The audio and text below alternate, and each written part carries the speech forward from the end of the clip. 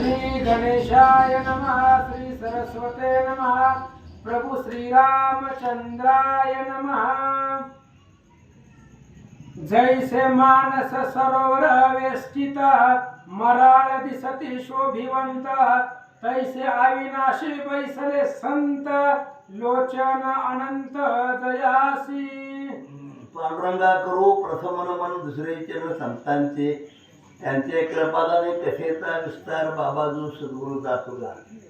ज्याप्रमाणे समुद्राच्या तीराला अनेक पक्षी बसले असतात आणि अशोभवंत असतात, तसंच म्हणजे या ठिकाणी ज्या ज्या ठिकाणी पोथी चालू आहे, ग्रंथ चालू आहे, तिथे जे श्रोते मंडळी नाही का अत्यंत शोभवंत अशा प्रकारे ते बसले असतात, ग्रंथ सांभाळावे।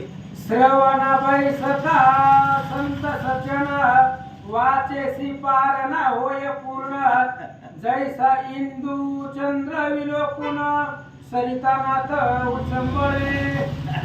सगळे उलट सगळे पडेल काय सांगू ज्याप्रमाणे बरं का ग्रंथ चालू असताना श्रवण करण्यासाठी जे काही सगळे आपले भगवंत बसले आहेत, श्रोते मंडळी बसले आहेत नाही का, त्याप्रमाणे चंद्र ओरानंतर शीतल अशा प्रकारचे वातावरण तयार होतं, आनंद होतो सगळ्यांना, वाचक सूचकाला आनंद होतो। तसं या ठिकाणी काय म्हणतात, अरे कसं काय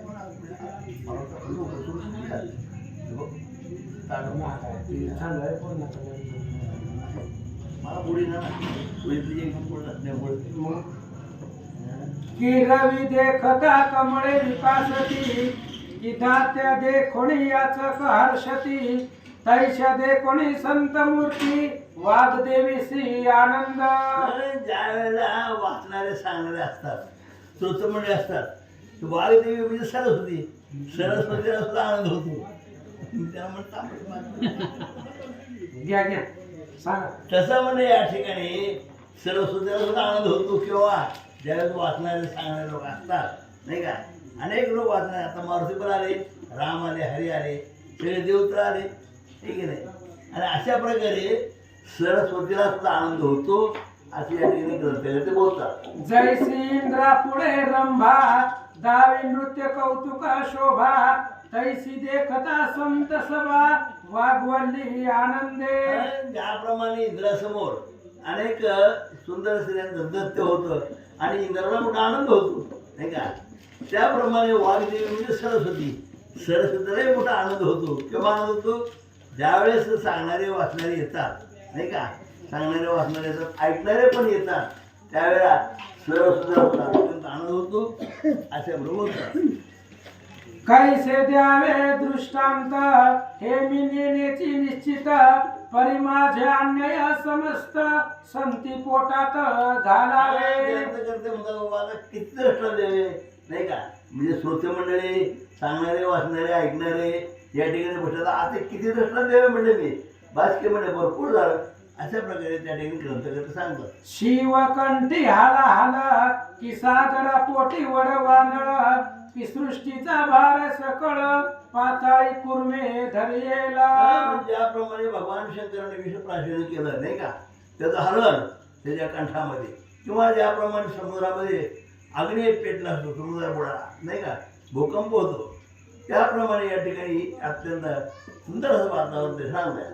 सकळा प्रकाशे जैसा शशी, परिद्युतीयेसी लोक वाहती दशी, की मनग जामतासी, धतुर पुष्पे समर्पिले। ज्याप्रमाणे भगवान शंकराला दुसऱ्याच्या पुढे आपण अर्पण करतो नाही का, त्याप्रमाणे सूर्याची आपण आराधना करतो, चंद्राची आराधना करतो, त्याप्रमाणे या ठिकाणी श्रोते मंडळी सांगणारे वाचणारे ऐकणारे हे जे अत्यंत भाविक या ठिकाणी आहे म्हणतात। तैसेची शब्द निश्चित, सज्ज निरदयी धरावे सतत, आसो पूर्वाध्यायी गत कथार्थ, काय झाला परियेसा। अशा प्रकारे ग्रंथकर्त्याने अनेक दृष्टांत देऊन वाचणारे सांगणारे करणारे याबद्दल सांगितले आतापर्यंत। आता कथेला सुरुवात झाली। काय कथा आहे तर या ठिकाणी प्रत्यक्ष प्रभू रामचंद्राने रामयज्ञ सुरू केला आहे, अश्वमेध यज्ञ, आणि त्या अश्वमेध यज्ञाचा घोडा सोडलेला आहे, आणि त्या वाटेला जे जे राजे लोक ऋषीमुनी येतात त्याचं वर्णन चालू आहे नाही का. एक राजा भेटला, खूप तपश्चर्या करत होता रामाची भेट होऊन. त्या देवीनुसार जर राम भेटायला येतील, नवीन नवीन रामाचा घोडा भेटायला येईल, त्यावेळेस तुला सेवा घडेल. आता त्या च्यवनप्राश नावाचे ऋषिकार भेटले नाही का, त्याची कथा त्यांना ऐकली आहे. म्हणजे अशा प्रकारे त्या ठिकाणी या घोड्याला घोडा सोडला असताना वाटेमध्ये जे जे ऋषीमुनी आले, जे जे राजे लोक आले, तर सुंदर असं वर्णन या ठिकाणी केलेलं आहे. आता त्याला सुरुवात झाली, घोडा निघालेला आहे. प्रत्यक्ष शत्रुघ्न आहेत, त्याच्यानंतर भरताचा मुलगा पुंडरीक आहे. अशा प्रकारे अनेक त्या ठिकाणी ऋषीमुनी भेटू लागले. अशी कथा कालपासून ऐकत आहोत. पन्नगेश म्हणे ऋषी लागून, पुढे काय झाले वर्तमान. शतवर्ष होता क्रीडन, विचार झाला ऋषीवर्या. हे ऋषीवर्य म्हणतात शतवर्ष 100 वर्ष झाली म्हणते. आता पुढे काय झालं सांगावं आम्हाला. पुढं म्हणजे ज्यावेळेला घोडा निघाला, घोडा जात असताना वाटलं काय काय घडलं. तसा एक राजा भेटला, ऋषी भेटला, कामाची देवी भेटली. त्याप्रमाणे आता लावलं लावा लावा लावा. त्याप्रमाणे म्हणजे आता आणखी कोण कोण या ठिकाणी या मार्गाने भेटतात, त्यांची गोड कथा या ठिकाणी सुरुवाती मागतात. मन मी आलो कवन्या स्थानी, स्त्री विलासे पडलो गोवणी. ईश्वर मायेची करणी नकळे ब्रह्मादिका. आता ईश्वराची माया आहे ती ब्रह्मादिकाला कळत नाही. अनेक ऋषीमुळींना देवदेवता सुद्धा देवाची माया कळत नाही. आपला वाटतं सगळं समजतं, परंतु ते फक्त साधू संतांना समजतं, ज्ञानी असतात. अशा प्रकारे या ठिकाणी ईश्वराची माया कुणालाही कळत नाही, असा प्रकार या ठिकाणी सांगितलेला आहे. तिनेच मज भुलविले, विषय भाव माझी लोटिले.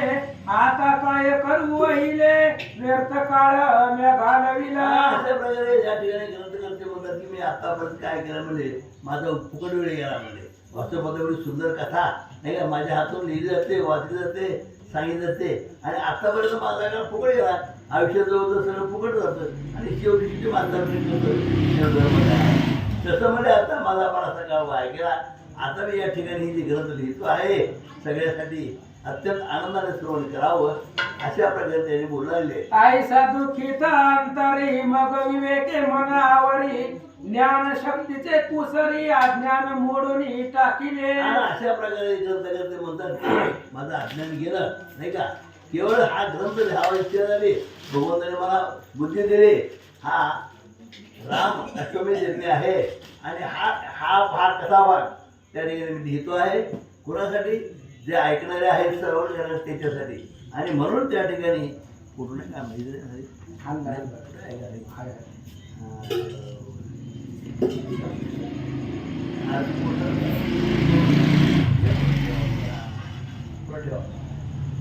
आणि अशा प्रकारे ग्रंथकर्ते म्हणतात की ही जी कथा आहे बरं का, ते पुराणातून घेतलेले आहे.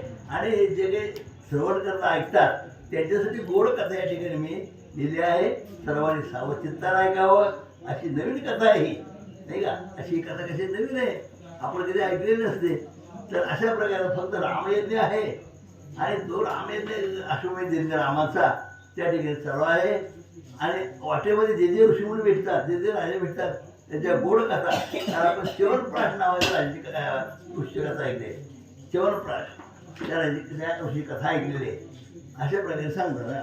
ललनेचे मनोरथ झाले पूर्ण, मग विमान खाली उतरून. आश्रमाचा मार्ग लक्षून, उभयता जाण चालिली. काशीची कथा आहे नाही, थोडं कथा आपण ऐकलं पाहिजे. च्यवनप्राश नावाचा ऋषी, त्याची पत्नी नाही का. आणि त्या च्यवनप्राश हा वयस्कर झाला होता, म्हातारा झाला होता. परंतु देवाच्या कृपेने, ऋषी कृपेने त्याच्यामध्ये काय झालं, तारुण्य पण आलं. आणि पुन्हा पती पत्नी आनंदाने संसार करू लागले. ते खूप तपश्चर्या केल्यामुळे विमानापासून स्वर्गाला गेले आहेत.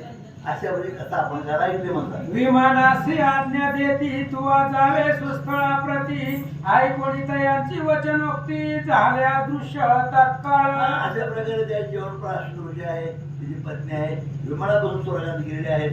आणि वचनानंतर विमान आलेला आता काय अशा प्रकारे त्या ठिकाणी च्यवनप्राशची कथा उत्पन्न झाली. तर ती विमानावरून स्वर्गात गेलेले आहेत, पती पत्नी आणि विमान आदेश दिला मला जायला सांगितलं म्हणतात. मग दारेसह आपण आले पयष्ण तीरा लागून आश्रम पाहुणी आनंद पूर्ण झाला तेव्हा ऋषीवर्य. आणि अशा प्रकारे त्या ठिकाणी ऋषीवर्या त्या ठिकाणी आलेले आहेत. कुठे कुठल्या ठिकाणी आला?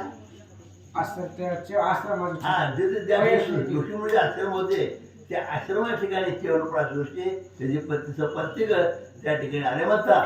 मग शिष्यासह वर्तमान तपासी बैसला ऋषी च्यवन तो इकडे सोमयाग जाण शर्यती राये आरंभीला. आणि अशा प्रकारे च्यवनप्राश नावाचा ऋषी आहे तो तपस्याला बसलेला आहे.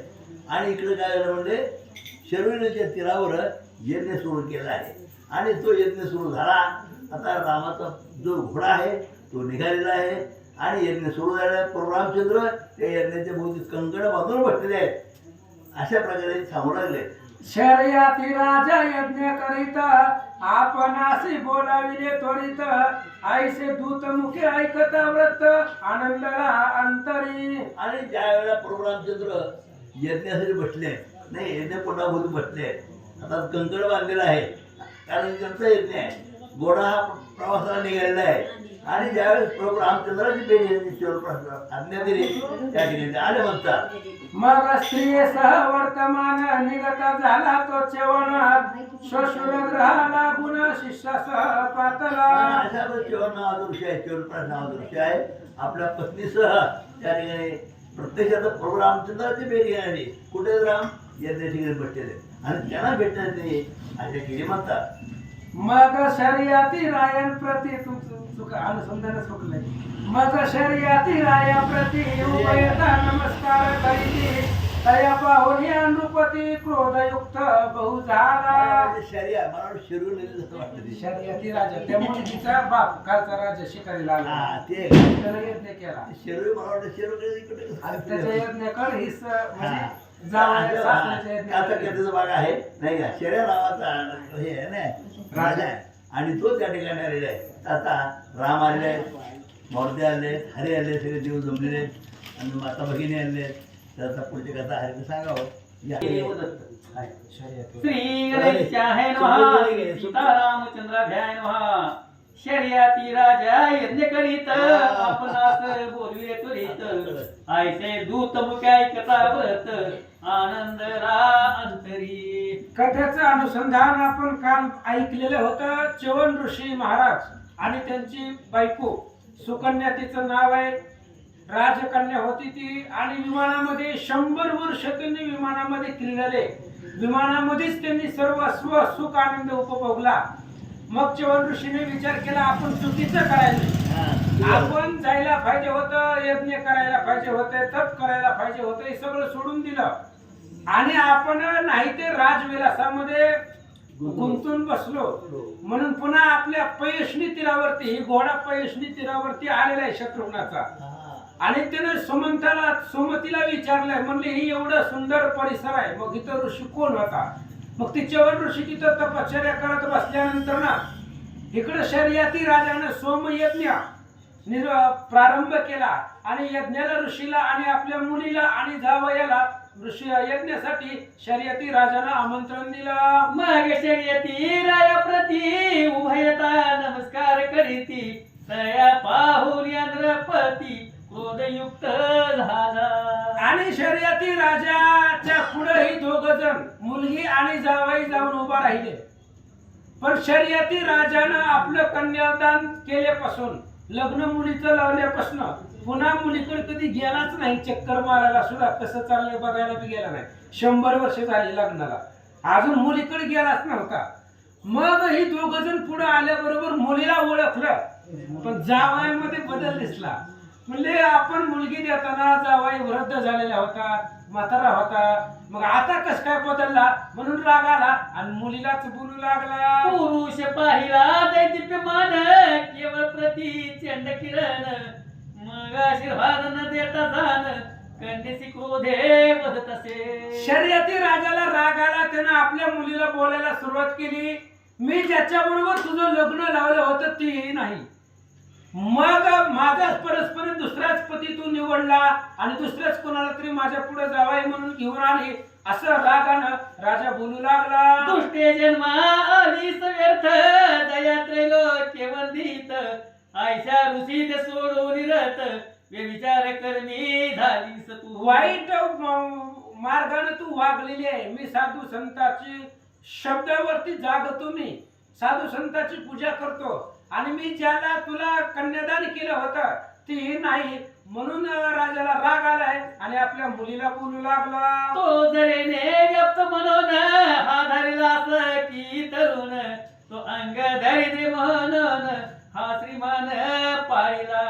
आणि राजाने बोलायला सुरुवात केली आपल्या मुलीला. अरे ती वृद्ध होतं, दरिद्री होतं, एका डोळ्याने आंधळ होतं, म्हणून त्याला सोडून एक सुंदर तरुणाबरोबर तू लग्न केलं. अशा प्रकारे राजा बोलू लागला. संगे घेऊन तयासी आली साज मज पासी मुख दाखवायला लाज कैसी नाही तुझसी वाटली. अरे तुला लाज वाटते का नाही म्हणले तोंड दाखवायला. बापानं ज्या मुलाबरोबर लग्न लावलंय तिला सोडून तू दुसऱ्यालाच घेऊन आली. यातना तुला लाज कशी काय वाटली नाही, याला घेऊन बापाकडे कसं जावं म्हणून असं तू बोलू लागला. मुझे कोळासी लांछन तुवा तुझे दावी नेसे पूर्ण तरी आतन दावी वदन जाई सुन मागणी. आता आमच्या असणाऱ्या कुळाला तू लांछन लावलेला आहे. वाईट अशा प्रकारचं असणारं कुळ दूषित तुझ्यामुळे झालेलं आहे असं बोलू लागला. ऐसा धिकार राय करिता हास्य करुणी मध्ये तुहिता म्हणे तात ऐक तू आता मम व्रतांत निवेदिते. आणि अशा प्रकारे बाप रागानं बोलल्याबरोबर मुलीनं सांगायला सुरुवात केली. पप्पा शांत व्हा मुली, तुम्हाला सांगते मी ज्याच्या बरोबर माझं लग्न लावले तीच आहे. फक्त बदल काय झाला, तुम्ही आलाच ना आमच्या घराकडे कन्यादान केल्यापासून, त्यामुळे तुम्हाला काही माहितीच नाही. काय काय झालं सांगते. मज कालाविसी दूषण माझा पती अग्नी समान जार कर्म करता मज लागून टाकील जाळून सत्यत्वे. त्या सुकन्यानं वडिलांना बोलायला सुरुवात केली. पप्पा तुम्ही मला कशाला नाव ठेवायला लागला आणि मला बोलायला. अरे मी जर वाईट कर्मानं वागले असले तर माझा पती एवढा बलसंपन्न आहे, जाळून मारून टाकील मला, एवढं सामर्थ्य त्यांच्यामध्ये आहे असं ती मुलगी सांगू लागले. ऐक सकळ वर्तमान तू माझे करून लग्न आलास आपल्या राजा लागून पुढीला ऐके व्रतांत. सुकन्याने सांगितलं वडिलांना, म्हणले तुम्ही मला त्या वनामध्ये पयुष्णी तीराच्या वरती रेवा तीरावरती त्या ऋषीच्या हातामध्ये कन्यादान माझं केलं आणि त्याच्यानंतर तुम्ही इकडे आपल्या नगरामध्ये आलाव. आम्ही 100 वर्ष संसार केला, एकदा तरी आलाव का भेटायला आणि बघायला? आलाव नाही. त्याच्यामुळे तुम्हाला माहिती नाही. आता काय झालं सांगते. मी पती समवेत पर्णकुटिकेसी राहिले पयोष्णी तीरासी सेवा करीत असताना आश्रमासी अश्विनी कुमार पातले. आणि मी माझ्या पती समवेत सेवा करत होते.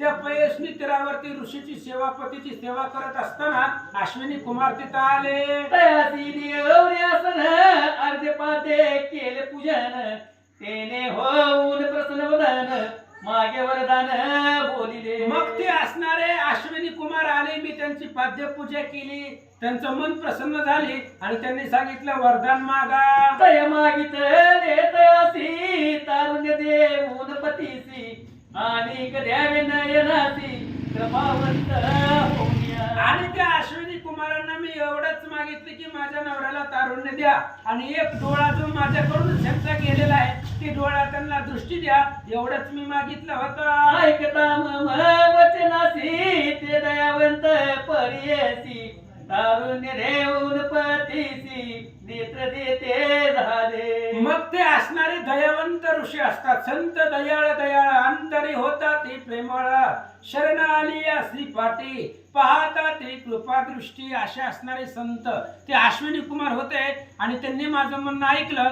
ऋषीला तारुण्य आणि दृष्टी दिली. तारुण्य सोनी दिव्य शरीर ऐसा केला मम प्राणेश्वर तू मनसी अनाचार तेने दुःख मज वाटे. आणि मग अशा प्रकारे माझ्या पतीला तरुण केलं, त्यांनी दृष्टी दिली म्हणून बदल दिसायला. पण पप्पा तुम्हाला असं वाटेल का मी अशा मार्गाने वागल म्हणून? म्हणजे बापाचा सुद्धा माझ्यावरती विश्वास नाही, भरोसा नाही, याचं दुःख मला वाटायला. जगानं काय बी बोलू द्या, पण बापानं मुलीला बोलू नये आणि ती तुम्ही बोलायला लागला, त्याच्यामुळे एवढा सुद्धा माझा विश्वास नाही का, माझ्यावरती विश्वास नाही का, असं ती सुकन्या बोलते. ऐसे ऐकून या माता क्षितिपतीसी आनंद होत, आशीर्वाद देऊन जामात आसन प्रती बैसला. अशा पद्धतीने लगेच बोलले आणि राजानं आशीर्वाद दिला आणि जावयाला आसनावरती बसवलं. कन्येसी देऊनी अलिंगन म्हणे तू पती व्रत धन्य, उभय कुळाचे उद्धरण करसी ऐसे मज वाटे. आणि त्या असणाऱ्या पतिव्रतेला सुकन्याला आशीर्वाद दिला, तू कुळामध्ये धन्य आहे, दोन्ही कुळाचा उद्धार तूच केला. ऐशा वचन हे करून तो शिविले कन्येचे मन, मग येणारंभन ऋषी आज्ञे करून या. असं म्हणले. मग अशा पद्धतीने मुलीचं मन प्रसन्न केलं आणि यज्ञ सुरू केला आणि त्या यज्ञाला महाराजांना बोलवलं. ते अनावरण करीच वन, भाग देता देवा लागून, अश्वनी कुमारा सहित दिला तूर्ण, तेने इंद्र कोपला. काल च्यवन ऋषीचं आणि त्या अश्विनी कुमाराचं ठरलेलं होतं. च्यवन महाराज जेव्हा जेव्हा यज्ञ करतील, यज्ञाचा भाग त्यांनी आम्हाला द्यावा, असं वचन च्यवन ऋषींनी काल अश्विनी कुमारांना दिलेलं होतं. आणि ती वचन प्रतिपाळ करण्यासाठी, पूर्ण करण्यासाठी त्या यज्ञातील प्रसादाचा भाग अश्विनी कुमारांना दिला.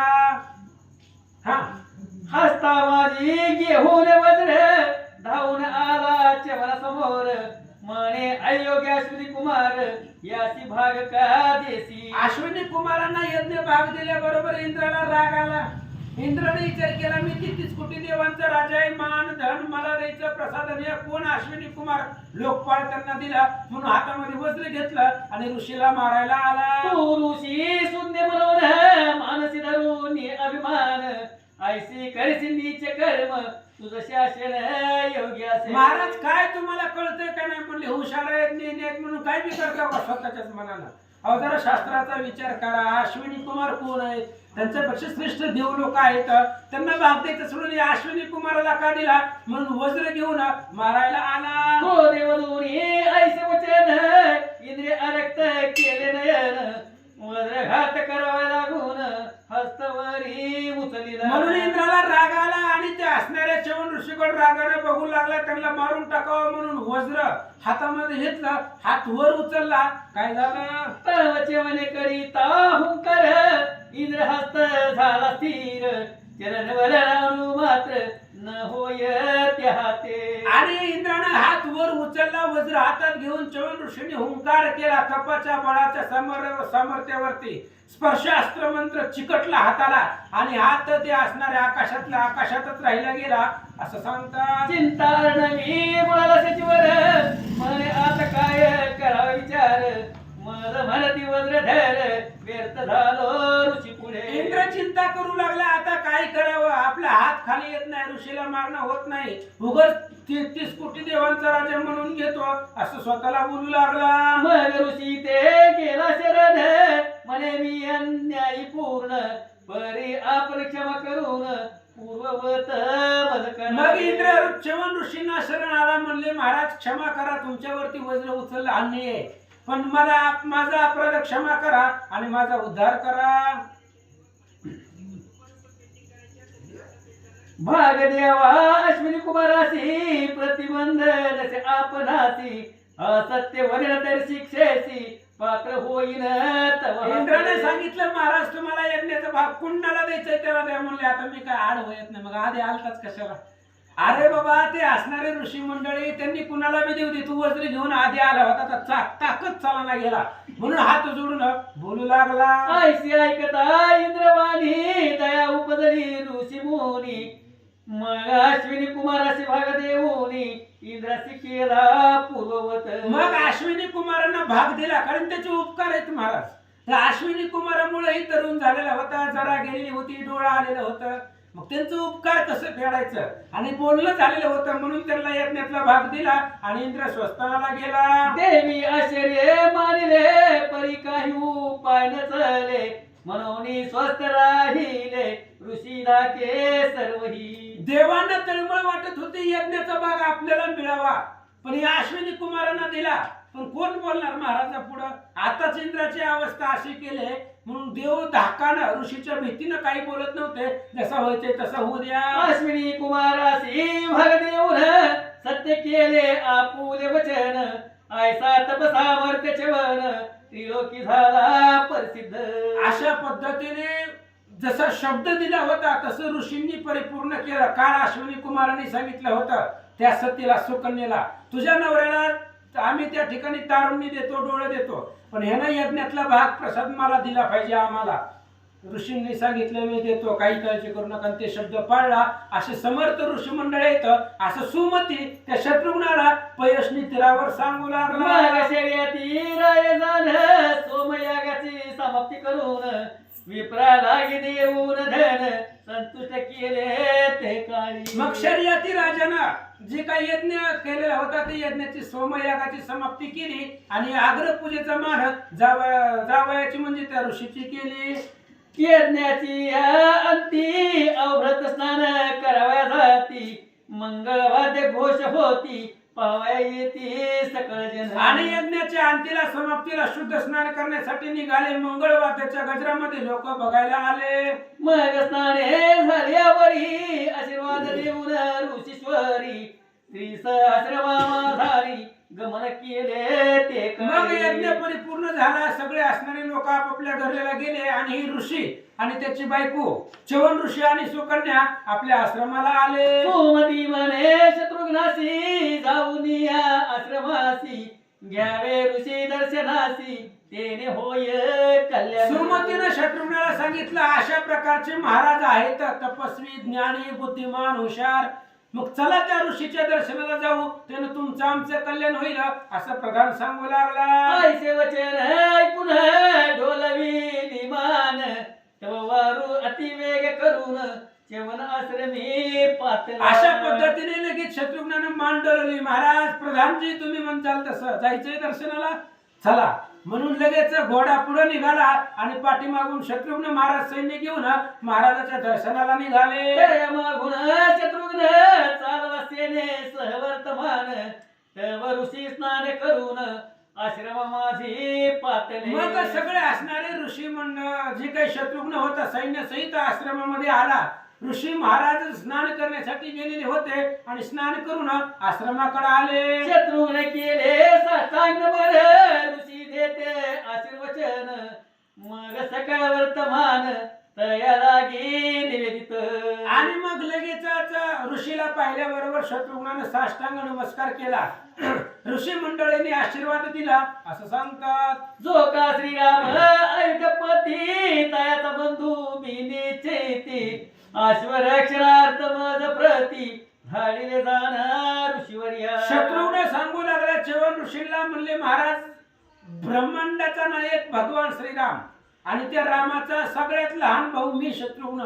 रामचंद्राने अश्वमेध यज्ञ केलेला आहे, घोडा पृथ्वी प्रदक्षिणेसाठी सोडलेला आहे आणि ते घोड्याच्या पाठीमागे मला पाठवलं असं तो बोलू लागला. माझे सकल पाप निरसन व्हावे तुमच्या दर्शने करून, ऐसे ऐकत भाषण बोलेचे मन ते ऐका.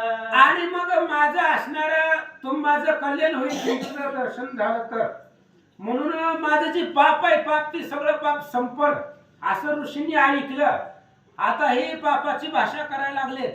मग ऋषी काय म्हणले त्या शत्रुघ्नाला सगळे जर लक्ष देऊन ऐका. तुझे कल्याण निरंतर होईल जाण निर्धार, हाय रक्षणी तुझा धनुर्धर तुझ समोर न टिके. अरे तुझं कल्याण होणार, तुम्ही रामचंद्राचे जवळचे आहे, तुमचं कल्याण होणार. धनुर्धारामध्ये प्रवीण आहे. दुसरा धनुर्धर तुझ्या पुढं घोड्या संरक्षणासाठी किंवा युद्धाला जर आला तर कोणी टिकणार नाही असं सांगतात. ऐसे देऊनी आशीर्वचन सकळ ऋषीकडे अवलोकून, करून किंचित हास्यवदन मनती आश्चर्य वर्तले. मग च्यवन ऋषींनी सगळ्या सैन्याकडे पाहिलं, घोड्याकडे पाहिलं आणि च्यवन ऋषी मनामध्ये विचार करतात. आश्चर्य, किंचित हास्य केलं. माणूस हसतो कवा एखादा विनोद झाला, एखाद्या गोष्टीचं जर आश्चर्य वाटलं, जर बुद्धीला पटलं नाही तर माणसाला हसू येतं. मग च्यवन ऋषी हसले का हसले ऐका. जयाचे नामे करून तुटे संसार बंधन भुक्ती मुक्ती समाधान पावता ते मानवी. मग चवन ऋषी स्वतःच्या मनाला विचार करतायत, ज्याच्या नावानं संसाराचं बंधन तुटत, ज्याच्या नावानं मानवाचा उद्धार होतो, जड जीवाचा उद्धार होतो, असं ज्याच्या नावामध्ये सामर्थ्य आहे, मग त्याला पाप लागेल का? शंकर ध्यान जयच करीत योगी सर्व राजा घ्यात तो श्रीरामा शोभेद करीत पाप क्षया दारुणी. मग ऋषींनी विचार केला, अरे ज्याचं भजन पासून महादेव करतायत, योगीजन ज्याचं ध्यान करताय, ब्रह्मा विष्णू महेश सुद्धा ज्याचं स्मरण करताय, सगळे आखं जगत त्या रामाचं भजन करताय, असा राम आहे. आणि तो रामचंद्र स्वतःच पाप घालवण्यासाठी यज्ञ करायला, याचा आश्चर्य ऋषींना वाटू लागला. चरण महिमा अपार अहिल्या पावली उद्धार वा महाराज. भाषण तरले सागर तया पाप केवी घडले. त्या रामाकडे पाप लागलच कसं? अहो त्याचं नाव घेतल्यावर आपले पाप संपत आहे. त्या रामाकडे पाप कुठून आलं? ज्याचा चरणाचा महिमा एवढा आहे, नुसतं सहज दगडाला पाय लागला तर त्या दगडाचा उद्धार होतो. अहिल्य तरली, अहिल्याचा उद्धार झाला. पण ज्याच्या नावानं पाण्यावरती दगड तरतात, आपण पाहिले रामायणातला प्रसंग आहे, नाव टाकलं रामाचं की दगड तरत होती. मग ज्याचं सामर्थ्य आहे, नावामध्ये एवढं सामर्थ्य आहे, त्या रामाला पाप लागलंच कसं, असं महाराज म्हणतात. युद्धामध्ये अपार झालं राक्षस पावले मरण तेही दर्शन मात्र करून उधरले सकळीक. आणि रामचंद्राने युद्ध केलं, राक्षसांना मारलं नाही, त्यांचा उद्धार केलाय. जरी राक्षस मेली तरी मारताना समोर कोण होता? राम होता. रामाचं तोंड बघत बघत मेली, मग काय नरकाला जाणार का? उद्धारच होणार आहे त्यांचा. आणि मेल्यावर सुद्धा त्यांचा उद्धार केला, असा तो राम आहे. महाराज बोलतात, माझ जन्म मरणापासून मुक्त करील रघुनंदन माझे दृष्टी तयाचे चरण कधी पडतील न कळे पै. मग ऋषींनी शत्रुघ्नाला बोलायला सुरुवात केली, त्या रामाची भेट मला घ्यायची. आताच्या आता मला रामाकडे जायचंय, पण खूप अंतर आहे. आता एवढ्या लांब कसं जायचं? पण त्या रामचंद्राच्या चरणावरती माझा नमस्कार आहे, आणि तिथं जाऊन गेल्यावर त्यांना पाहिल्यावर माझा उद्धार होईल, म्हणून मला रामापर्यंत पोहोचवा. ऐसे वदत चवन ऋषी तव प्रेमा सुरुवातीने त्रासी रोमांच दाटले अंगासी सदगदित कंठ झाला. चवन ऋषी बोलू लागले, मला आताच्या आता रामचंद्राचं दर्शन घ्यायचंय. कंठ भरून डोळ्यातून पाणी वाहू लागलं, दुःख करू लागले. इतके माझी शत्रुन वीर मने वाट पाहती रघुवीर तरी हन्या लागी सत्वर परिवार सह चाला. शत्रुघ्नाने सांगितलं, महाराज जावा की म्हणले. रामचंद्र तर तुमची वाट बघत बसले. यज्ञ सुरुवात केलेला आहे, त्या यज्ञासाठी सगळे ऋषी मंडळीची वाट तो रामचंद्र पाहत बसलेत, म्हणून परिवारासहित अयोध्येला जावा. आपण यज्ञाला येता रामासी आनंद तत्वता तरी उशीर न लाविता सत्वर करा तयारी. म्हणून आता काय करा, तुम्ही जावा रामचंद्राचा यज्ञ परिपूर्ण करण्यासाठी, तिथं यज्ञ आहुती देण्यासाठी परिवारासहित पत्नीला घेऊन, जमले तर सासऱ्याला पण त्या शर्यती राजाला बी घ्या आणि त्या यज्ञाकडे जावा. ऐकून शत्रुघ्नाचे वचन ऋषीशी झाला आनंद पूर्ण मग समागम सकळ ऋषी घेऊन सिद्ध झाले जावया. शत्रुघ्नाचं बोलणं ऐकलं, सगळे ऋषी मंडळी सोबतीला घेतली आणि अयोध्येच्या दिशेनं चवन महाराज निघाले. माता शिवती जटाभार भस्म चर्चिले सुंदर रुद्राक्ष धारण केल्या पार आयसा चवन निघाला. कोणी व्याघ्र चर्म घेती कोणी मर्ग चर्म पाठी बांधिती कोणी घर चर्म पांघरती हाती घेती दर्भ पै. ऐसे निघता पादचारी अवलोकले वानर वीरी मग हनुमंत जोडीला करी विनत शत्रुघ्न. आणि मग हे ऋषी मंडळी निघाले, चालत चालत निघाले होते. वानरांनी हनुमंतानं पाहिलं, हनुमंताने विचार केला, हे जर चालत निघाली तर यज्ञाचं सांगतेलाच पोचतेले अयोध्येमध्ये. अयोध्येत ही जाणार कावा चालत निघाल्यावर?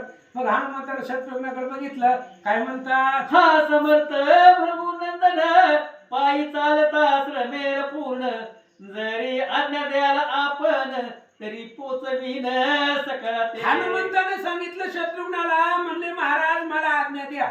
आताही महाराज चालत चालत कवा जाणार तिकडे अयोध्येला?